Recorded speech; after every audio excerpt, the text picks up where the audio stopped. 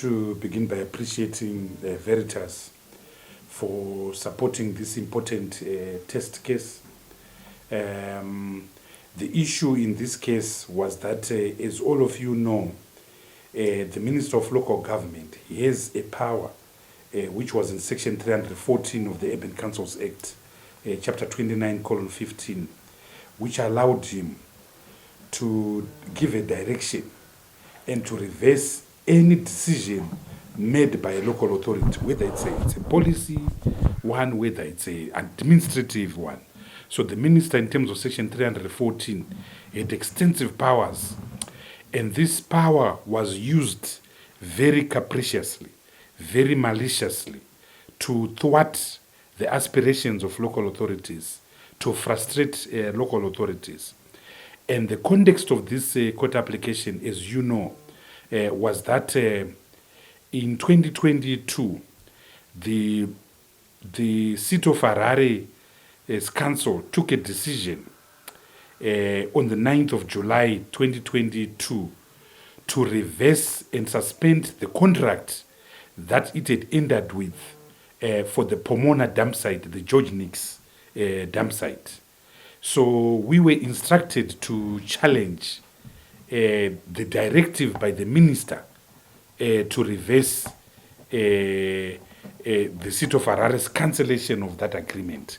And ironically, that application is actually going to be heard tomorrow in the High Court. But it was in the process of this case that it became obvious that challenging the minister's directive, even if we were to win, the minister tomorrow would just issue another directive. So it became so obvious that we needed to challenge the provision of the law that empowered the minister to make these unlawful decisions. So Veritas, working with the residents of Harare, the Combined Residents Association, Chira, the Borodo Residents Association, Councillor Ian Makoni, residents of Harare like Clever Rambanipasi, and also Honorable Alan Norman Makam, Raste Makam, they were very key in this litigation. So what was in issue before the court was the constitutionality of Section 314. And what we were arguing is that the Constitution of Zimbabwe, in Chapter 14, creates two things. Number one, it creates and recognizes the principle of devolution of power and the principle of decentralization of power. And it is very clear that developmental issues shall be determined by residents and citizens. Chapter 14 is a very citizen-centric chapter of the Constitution that recognizes that citizens must make their decisions. Citizens must govern themselves. In fact, Section 276 uses the word govern. Citizens must govern themselves, and they govern themselves through elected representatives. So it's a process of participatory democracy.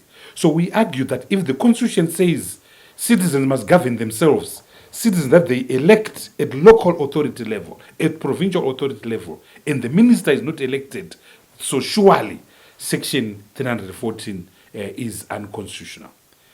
So the principle of devolution is recognized. The principle of self-governance is also recognized. Third is the principle of giving power to the citizens, empowering the citizens to make decisions. We are very pleased that the High Court of Zimbabwe wrote a very interesting judgment. This judgment advances the jurisprudence of Zimbabwe, the legal history, the legal culture of Zimbabwe, because it emphasizes the value of devolution. It emphasizes the constitutional value of legality. A minister can only act if that which he's doing is permitted by the Constitution. And so the judgment essentially says that to the extent that the minister, an unelected individual, in fact, he has the power to run a seat of Harare through Section 314, that Section 314 was inconsistent with the Constitution of Zimbabwe. In terms of the law, this judgment now has to be confirmed by the Constitutional Court in terms of Section 175, subsection 4. So we hope that the matter can be heard in the first or second term of this year. But for now, every local authority must know that they've got a judgment. And if July Moyo were to write to them in terms of Section 314, they must say to him, "Stuff you, Mr. July Moyo, you have no right to do that." So we're very pleased with this judgment. And so we're grateful to Veritas. We're grateful to the lawyers here. As I've always said, these constitutional cases, all of you will see the judgment, but what you will not see is the endless, thankless hours that lawyers put in behind the doors researching. Constitutional cases, I always say to young lawyers, are very difficult cases because you are trying to design. Then when you design, you are trying to destroy a prior thinking. Then you are trying to put a new house where the old one was. And our courts generally tend to be very conservative. So pushing them and changing the law is a lot of task. And we are very privileged as Tendai Biti law and we're humbled by the fact that we've been doing it constantly, changing the law, bending the law. And I want to thank Veritas, I want to thank Zimbabwe Lawyers for Human Rights, I want to thank individuals like Rusty Makam and others who have been brave enough to say, let's do it, it's our law, it's our country. Thank you very much. Thank you very much, Honorable Biti. You can ask any questions that you feel you may want Honorable Biti to expand further. I'll share with you the copy of the judgment. I do have a soft copy, so I'll share on WhatsApp and even on emails. Yes, Blessed. My name is Blessed from HSTV. I just want to find out, after this judgment, the challenge on the Pomona dam site, does it not become moot because the judgment has already been given that the minister can actually not rescind decisions by local authority? So what effect does it have to that challenge? So there are two separate challenges. The first challenge is challenging the law. So this judgment has nothing to do with what the minister has said. It has nothing to do with what the minister has actually done. This is just clarifying the law. The relief we got here is called a constitutional declarator. A declarator is just clarifying the law. You now need a judgment that says what you did on the 9th of July, what you did on the 18th of July, what you did on the 12th of October when you wrote to the seat of Gweru or seat of Gwebi is unlawful. Seat of Gwanda is unlawful. So this is why the challenges, and there are many, around the George Nicks are important. And as I said, tomorrow the High Court will hear whether the minister's actions are lawful. But what this judgment does now is to leave the minister very naked. When we go to court tomorrow, the minister is very naked because his actions are now illegitimate. Paternity has been denied to him because the courts have said, but that which you are relying in, it's unlawful. So he's now very naked. So this judgment then strengthens those judgments. So it's a very important judgment. I think that July Moyo in particular, July Moyo in particular has been very notorious for abusing Section 314. And many of you will remember the countless times that July Moyo has suspended mayors, has given directives, and so forth. So this is the end of it.